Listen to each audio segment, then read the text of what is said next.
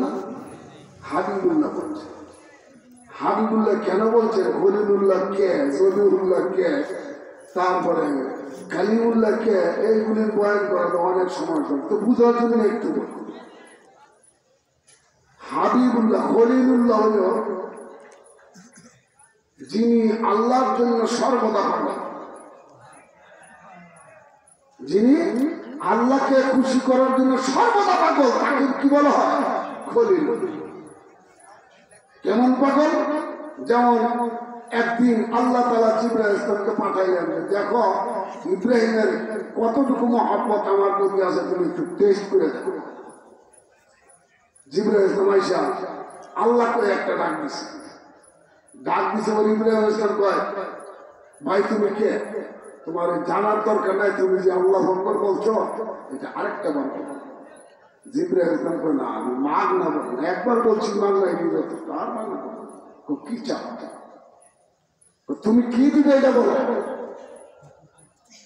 ইব্রাহিম ইসলাম বললেন, আমার স্থাবর অস্থাবর যত সম্পদ আছে সব তোমাকে দিয়ে দেবো, আর একটা বার দিবে আল্লাহু আকবার দিবেন। আমরা দুটি অলি দিতেন, আমি যদি আল্লাহু আকবার চিল্লে শোনাই দুটি অলি দিতেন, একটা বুড়িও খাওয়াইতেন, একটা খাওয়াইলে আমার ফোটা দিবে না, নিয়ে বলি দেখেন বলেন নিজেরা খাওয়াটা বলেন এইটু নিয়ে ফোটা দিবেন।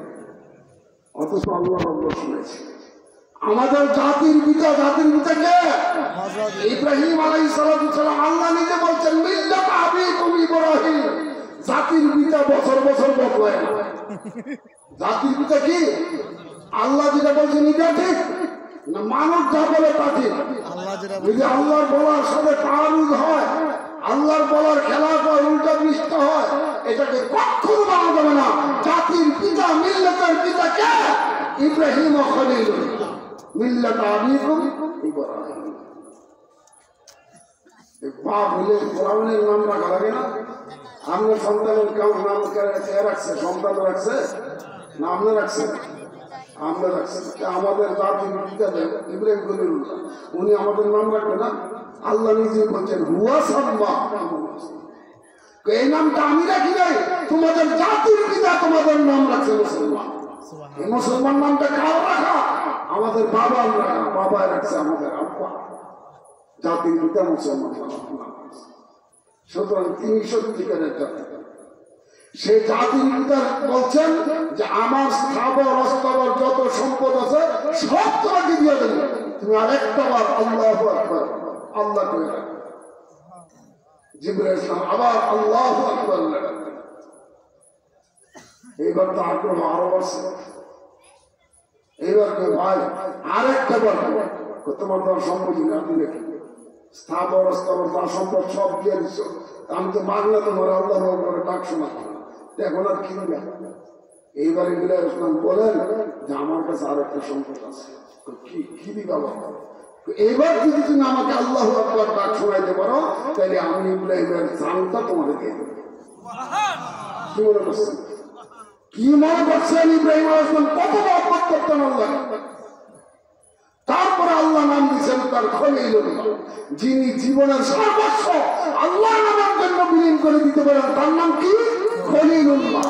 আর আল্লাহ তাআলা যার সুখ শান্তি এবং খুশির জন্য সবকিছু করতে পারেন, তার নাম হাবিবুল্লাহ। তার নাম কি? মনে রাখবো কথা। হাবিবুল্লাহ কোন নবীর নাম? কোন নবীর নাম ধরে বলে? আমাদের নবীর লকবটা কি? হাবিবুল্লাহ। আমাদের নবীর লকব কি? হাবিবুল্লাহ। কাকে বলে? খলিলুল্লাহ। যেই খলিল আল্লাহর জন্য সবকিছু বিলীন করে দিতে পারে, তিনি খলিলুল্লাহ। আর হাবিবুল্লাহ যেই নবীর জন্য আল্লাহ সবকিছু মেনে দিতে পারে, করতে পারে, তার নাম হাবিব। ব্যস্ত আছে হাবিবুল্লাহকে আল্লাহ খুশি করার জন্য সর্বক্ষণ নেই, 24 ঘন্টা প্রস্তুত হাবিবুল্লাহকে খুশি করার জন্য।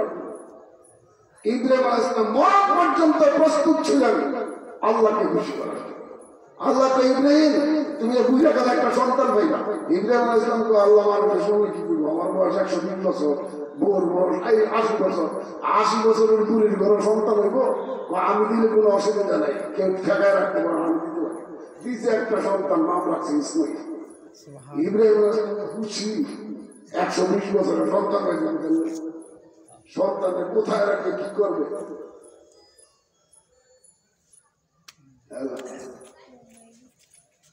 মত শুনে